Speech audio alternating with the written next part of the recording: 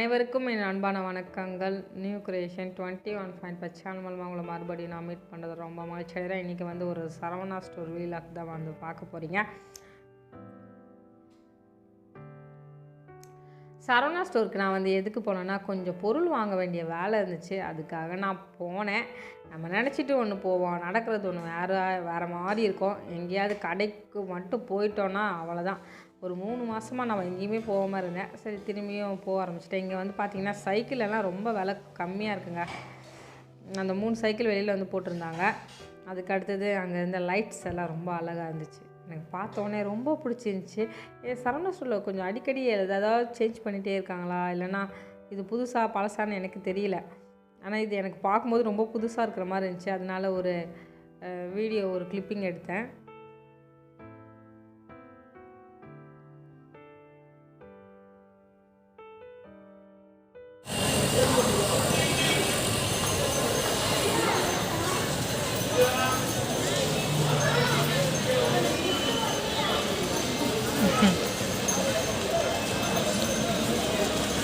Hi, Saravana store ஷாப்பிங்கா?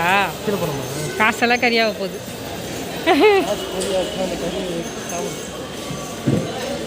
இதெல்லாம் மீஷோவில் பார்த்துக்கிறாங்க. நான் இந்த சரவணா ஸ்டோர் போயிருக்கேன். புருஷவாக்கம் சரவணா ஸ்டோர் போகும்போது நான் என்ன பண்ணுவேன்னா, எந்த ஃப்ளோரும் போனதே கிடையாது. எப்போவுமே கீழே இருக்குது பார்த்தீங்களா, கிரவுண்ட் ஃப்ளோரில் வந்து காய்கறி, அதுக்கு அடுத்தது பெட்ஷீட், ஸ்க்ரீன் துணி, அப்புறமா டெய்லரிங்க்கு தேவையான எல்லா பொருளும் வச்சுருப்பாங்க பார்த்தீங்களா, பில்லோ கவர். அங்கே தான் நான் போவேன். ஏன்னா அங்கே தவிர நான் வேறு எங்கேயுமே அங்கே போய் நான் பார்த்ததும் இல்லை. பொருள் எப்படி இருக்கணும்னு நான் செக் பண்ணதும் இல்லை. எனக்கு தேவையான பொருளுக்காக மட்டுமே உள்ளே போயிட்டு டக்குன்னு வெளியில் ஓடி வந்துடுவேன். இது வந்து பார்த்திங்கன்னா நம்மளுக்கு அந்த ஷேரில் போடுவோம் பார்த்திங்களா, அந்த துணியெல்லாம் இருந்துச்சு. ரொம்ப விலை கம்மியாக இருந்துச்சு. ஆனால் ஸ்க்ரீன் விலையெல்லாம் ரொம்ப அதிகமாக இருந்துச்சு. என்னடா இது ஸ்க்ரீனெல்லாம் இவ்வளோ விலையில் இருக்குன்னு எனக்கே ரொம்ப வருத்தமாக இருந்துச்சு. அதுதான் உண்மை. அதுக்கடுத்து இந்த பில்லோ கவர், குட்டி பில்லோ கவரெல்லாம் 53 ரூபா போட்டிருந்தாங்க. இதில் வந்து நான் 2 வாங்கியிருந்தேன். நான் என்னென்ன வாங்கினுட்டு வந்து உங்களுக்கு வந்து ஷாப்பிங் வீடியோ வந்து அடுத்தது நான் அப்லோட் பண்ணுறேன். நம்மளுடைய லிவிங் ரூம் இருக்குது பார்த்திங்களா, அது வந்து கொஞ்சம் சேஞ்ச் பண்ணலான்னு இருக்கிறேன். நான் எந்த அளவுக்கு சக்ஸஸ் ஆகும்னு தெரியல, நேரமும் இல்லை. அதுக்கு அடுத்தது கொஞ்சம் கடமைகள் இருக்கிறனால என்னால் எதுலேயுமே கவனம் செலுத்த முடியல. சரி, ஒரு இதுக்காக இருக்கோம், கொஞ்சம் நம்ம சேஞ்ச் பண்ணலாம் நம்ம வீடை அப்படின்னு சொல்லிட்டு நானும் சாமும் சேர்ந்து முடிவெடுத்து அட்ஜஸ்ட் பண்ண போனோம். இந்த டவுலெல்லாம் பாருங்கள், ரொம்ப நல்லா இருக்குல்ல. 19 ரூபா தான்.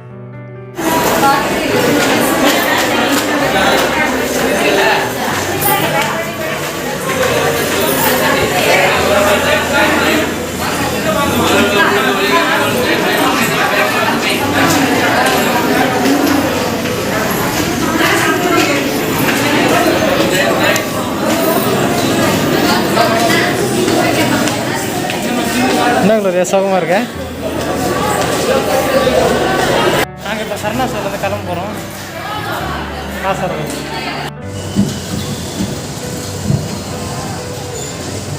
எவ்வளோ இளநீ குடிக்க? நம்ம வீட்டான இளநீ 35 ரூபா, 45 ரூபா, 25 ரூபாய்க்காக 2 வாங்கிட்டேன்.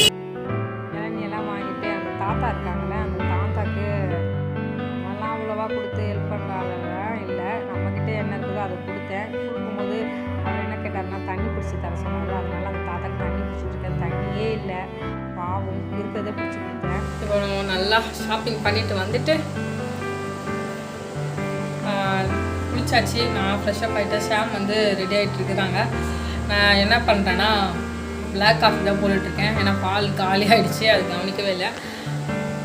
பிளாக் காஃபி போட்டுட்டு ரெடி இருக்கேன். அது கொஞ்சம் சாப்பிட்டு அதுக்கு அடுத்தது வேலை செய்யணும்.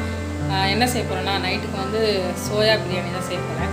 செஞ்சு வச்சிட்டோன்னா ஈஸியாக இருக்கும். சோயா செய்வேனா இல்லைனா ரைஸ் வேறு நிறையா இருக்குது, குழம்பு செய்வேனா எனக்கே தெரில. நைட் வந்து என்ன செய்யணுன்ட்டு நானும் சாம் தான் டிஸ்கஸ் பண்ணணும்.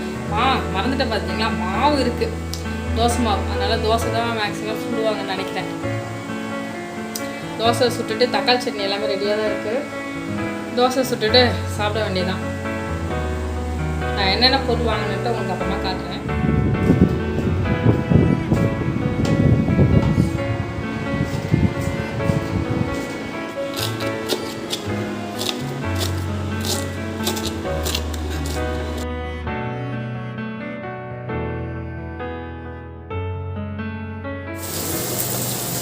பொரியல் தான் செஞ்சுட்டு இருக்கேன். ரொம்ப சிம்பிளாக செஞ்சுட்டு இருக்கேன். ரொம்ப டயர்டாக இருக்கனால அதனால் தோசும் ரசம் மட்டும்தான் இப்போ நைட்டுக்கு. ஆனால் சாம்பார் வச்சு செம்ம டேஸ்ட்டாக இருக்குமே. சாம்பார் வைக்கிறீங்களா உங்களுக்கு? கோஸ் மட்டும் என்னுடைய டிபார்ட்மெண்ட்.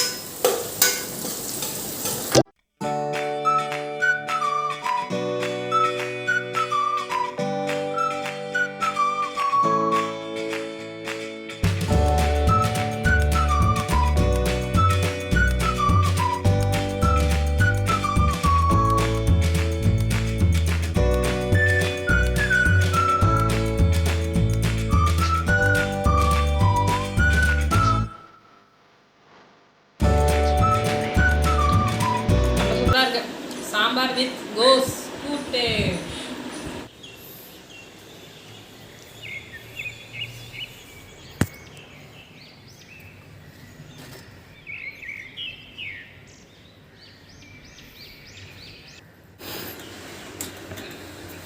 இதுதான் DIY லிக்விடு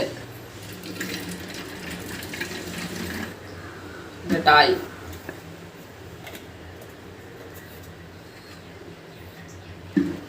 போதும்லாங்க. என்ன பண்ணுது? இப்போ தண்ணி குடிக்கணும். இதில் என்ன கலக்கணும்?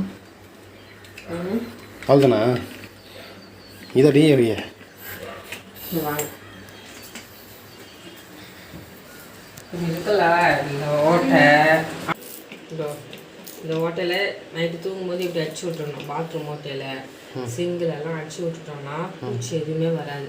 இது வந்து என்னுடைய அக்கா இருப்பாங்க, அவங்க அக்கா மம்மி எல்லாம் அது மாதிரி அவங்க எனக்கு சொல்லி கொடுத்தது DIY லிக்விட் இப்படி பண்ணிட்டு. ஆனால் நாங்கள் இது பண்ணிட்டு தான் இருந்தோம் அந்த வீட்டில். நாங்கள் பூச்சியே வரலாங்க. இப்போ அதிகமாக வந்துச்சு. இந்த சின்ன சின்ன பூச்சி கருப்பு கருப்பாக பறக்குது பாருங்க. இப்போது பாத்ரூமில் வந்துருக்குது. அதுக்கு டைல்ஸ் எல்லாம் அடிச்சு விட்டோம்னா அந்த பூச்சியெல்லாம் செத்து போயிடும். மறுக்க ஜாயம். இன்னும் கொஞ்சம் அதிகமாக எடுத்து கொஞ்சம் வாயில் வச்சுக்கோ. பூச்சி மட்டும் சாப்பாது. நான் போகிறேன். நான் வந்து இன்னைக்கு காலங்கத்திலே எழுந்திருக்கேன். அவ்வளோதாங்க. ஸ்ப்ரே எல்லாம் அடிச்சுட்டு நான் குளிச்சுட்டு ரெடி ஆகிட்டு வந்து மேலே வந்து உட்காண்ட்ருக்கேன். ஒரு சின்ன கிளிப்பிங் பார்த்துருப்பீங்க. எங்கள் வீட்டில் வந்து அந்த பால்கனியில் வந்து நல்லா குருவிங்கெல்லாம் வந்து உட்காந்துட்டு நல்லா கற்றுக்கிட்டு சூப்பராக அவங்க என்ஜாய் பண்ணுவாங்க. அதை வந்து கவர் பண்ணிடலான்னு பார்த்தோம். அதுக்குள்ளே குருவிங்கெல்லாம் பறந்து போச்சு. மேலே வந்து மெத்தமாடியில் வந்து ஊறுகாய் என்னுடைய எண்ணெய் எல்லாம் காய வச்சுக்கிட்டுருக்கேன். அதுக்கு அடுத்தது இது வந்து பார்த்திங்கன்னா நம்மளோட இருக்கிற அந்த சின்ன செடியில் வந்து கொஞ்சம் மிளகாலாம் காய்ச்சிருக்கு. அதை எடுக்கலான்னு வந்தேன். ஏன்னா முட்டை தொக்கு செய்கிறதுக்காக எடுக்க வந்தேன். அதுக்கு அடுத்தது கொஞ்சம் பூ எல்லாமே இருந்துச்சு. அதெல்லாம் பறிச்சுட்டு போகலாம் அப்படி சொல்லிட்டு வந்து நான் இதை கிள்ளிட்டு இருக்கேன்.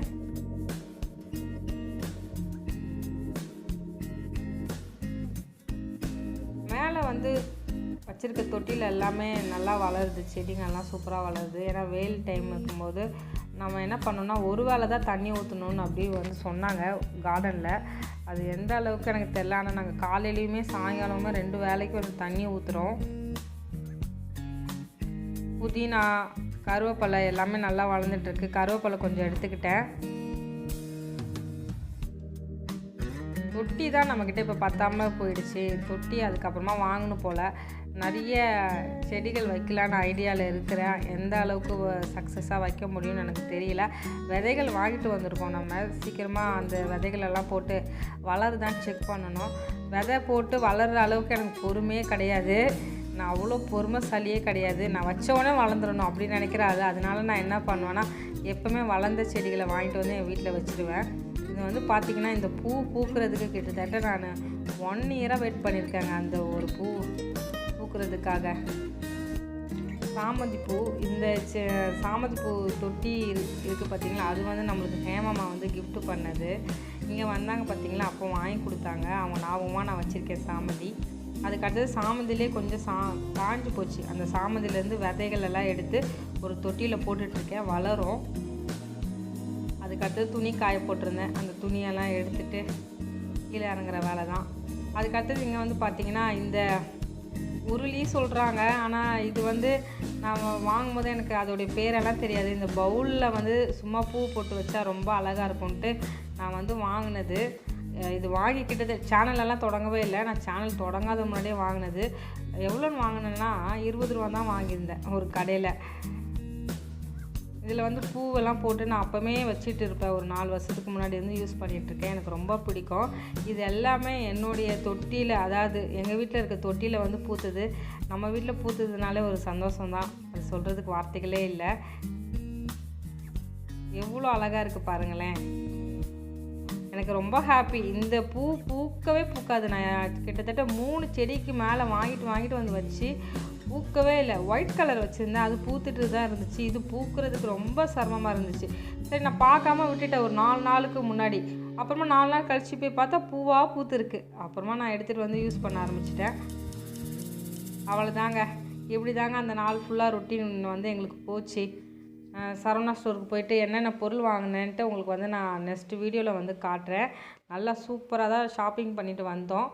இருந்தாலும் அது எந்த அளவுக்கு நம்ம வைக்கிறோமோ அது வைக்கிற விதத்தில் தான் இருக்குது அந்த பொருளை அரேஞ்ச் பண்ணுறதுல. கூடிய சீக்கிரத்தில் இன்னொரு வீடியோவில் வந்து மீட் பண்ணுறேன். பாய்.